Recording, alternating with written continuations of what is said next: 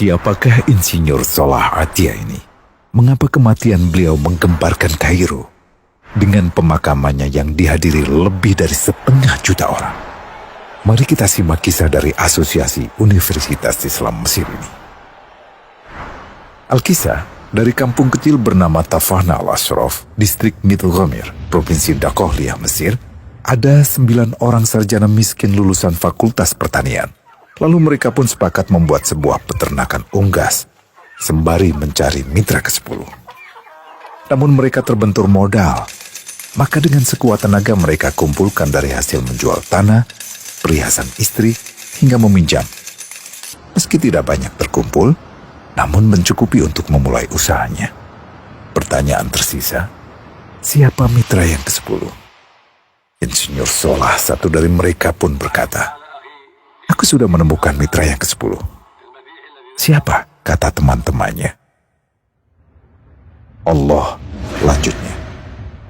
"Allah akan menjadi mitra usaha kita yang ke-10. Allah akan mendapat 10% dari keuntungan kita. Dengan perjanjian, Allah yang akan memberikan perlindungan dan pemeliharaan, keamanan dari segala wabah penyakit." Akhirnya mereka pun sepakat. Kontrak kerjasama pun ditulis secara rinci dan dicatatkan ke notaris, lengkap dengan peran mitra ke-10 tersebut. Tak disangka, setelah 1 musim bisnis mereka langsung meroket, jauh dari yang dibayangkan sebelumnya. Lalu mereka pun kembali bersepakat menambah jatah keuntungan mitra ke-10 menjadi 20% di musim kedua, dan begitu seterusnya hingga mencapai 50%. Lalu bagaimana keuntungan mitra ke-10 itu dialokasikan? Dimulai dengan membangun sekolah dasar Islam putra, lalu lanjut putri, kemudian sekolah menengah putra, kemudian putri. Tambah lagi madrasah aliyah putra, lalu putri. Tapi karena keuntungan terus membanjir, akhirnya dibentuklah Baitul Mal. Dan mereka pun mengajukan ke pemerintah untuk membangun universitas di kampung. Awalnya ditolak dengan alasan tiadanya akses bagi para mahasiswa. Tak berapa lama mereka pun mengajukan pembangunan universitas lengkap dengan stasiun kereta beserta jalurnya dengan biaya mandiri. Akhirnya permintaan ini disetujui, dan pertama dalam sejarah Mesir berdirilah sebuah universitas di perkampungan kecil. Semakin berkembang, dibangun pula fakultas kedua, ketiga, keempat hingga asrama putri dengan kapasitas 600 kamar.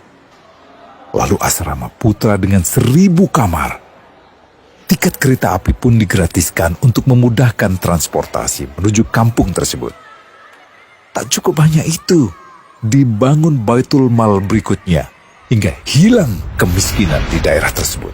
Dan program ini diduplikasi ke kampung-kampung lain hingga bisa dikatakan tak ada kampung yang disinggahi Insinyur Salah kecuali akan dibangun Baitul Mal untuk warga. Bantuan pun diberikan untuk fakir miskin dan para janda. Pemuda pengangguran pun dilatih untuk mengelola perkebunan sayur hingga mandiri, bahkan sampai bisa mengekspor ke negara tetangga. Pada saat panen raya, seluruh penduduk dikirimi paket sayur. Di hari pertama Ramadan diadakan buka puasa bersama untuk seluruh penduduk desa. Mereka memasak dan hadir ke lapangan yang dipenuhi beraneka makanan. Disiapkan juga perabotan untuk gadis-gadis yatim yang ingin menikah. Dan ini semua merupakan sedikit dari banyaknya kebaikan yang dilakukan oleh Insinyur Salah. Hingga pada akhirnya disepakatilah keuntungan perusahaan 100% untuk Allah. Insinyur Salah yang awalnya adalah salah satu mitra usaha berubah menjadi karyawan Allah. Dia hanya menerima gaji, namun dia memberikan Tuhannya syarat agar membuatnya hanya butuh kepadanya dan hanya meminta kepadanya. Inilah sosok Insinyur Salah Atia, aktor utama kisah menakjubkan ini. Keikhlasannya membuat ia sama sekali menolak terkenal di media massa. Dan kini, Meski orang yang melibatkan Allah ke dalam bisnisnya ini telah wafat, terbayang seluruh amal jariahnya yang selalu mengalir untuknya. Masya Allah. Pertanyaannya, akankah ini hanya menjadi sebatas kisah saja? Atau menjadi teladan bagi kita untuk mengikuti jejaknya?